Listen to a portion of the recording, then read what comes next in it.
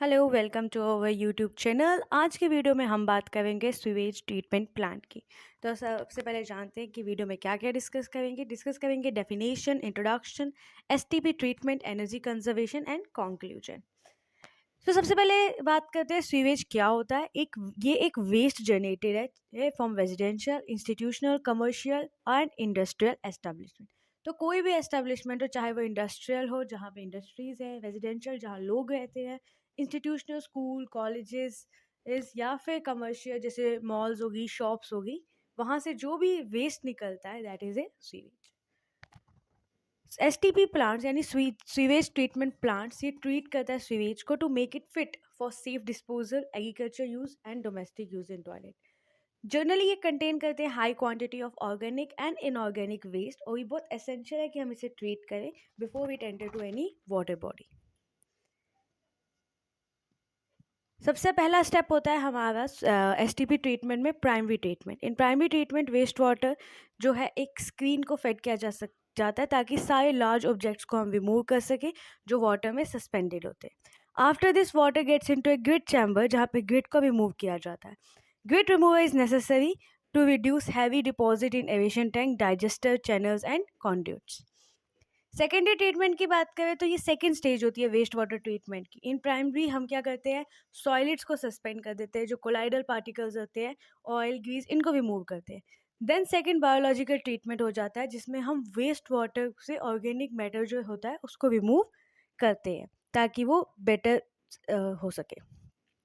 Then टैरिशरी treatment जिसे हम third stage भी कहते हैं है वाटर वेस्ट वाटर ट्रीटमेंट की, वो इससे एडवांस ट्रीटमेंट है। टैरिशरी ट्रीटमेंट रिमूव करता है load of nitrogen and phosphorus जो वाटर में प्रेजेंट होता है।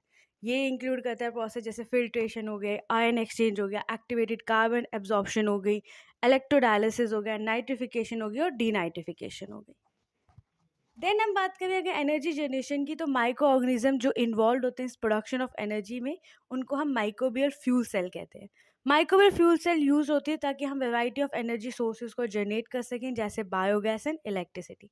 एग्रीकल्चर वेस्ट, मैन्योर और डोमेस्टिक वेस्ट, ये सब हम as a raw material use करते हैं ताकि हम बायोगैस को जनरेट कर सकें। बायोगैस जनरेशन जो लार्ज कंक्रीट टैंक में होती है इसे हम बायोगैस प्लांट कहते हैं। बायोमासेस या बायो वेस्ट को हम कलेक्ट करते हैं biogas plant and the slurry is fed. Biomasses जो होते हैं वो ऑर्गेनिक मैटर में बहुत रिच होते हैं। सम ऑफ द बैक्टीरिया जो एनारोबिकली ग्रो करते हैं इनसाइड द बायोगैस प्लांट, कुछ वहाँ पे ग्रो करते हैं। इन ये बैक्टीरिया डाइजेस्ट करते हैं बायोमासेस जो स्लरली एंड सीवेज में प्रेजेंट होता है। देन ड्यूरिंग डाइजेशन एक huge amount of mixture of gases जो होता है रिलीज होता है इनसाइड द टैंक, और जो मिक्सचर ऑफ जो गैसेज होता है इसे हम बायोगैस कहते हैं। Biogas is remove from the biogas plant, एक सेपरेट आउटलेट में उसे रिमूव कर दिया जाता है। माइक्रोबियल फ्यूल जो बैक्टीरिया हमने बात की थी, ये सेल जो है जनरेट करते हैं electricity from the waste. Microwave food cell जो है यूटिलाइज करते हैं ऑर्गेनिक मैटर को from the waste water treatment plant.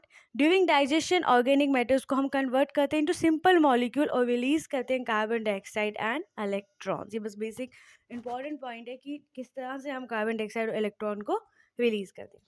ये दोज इलेक्ट्रॉन जो इलेक्ट्रोड ऑब्जर्व कर ले जाता है ये हमारे सोर्स बनते हैं as source of the electricity.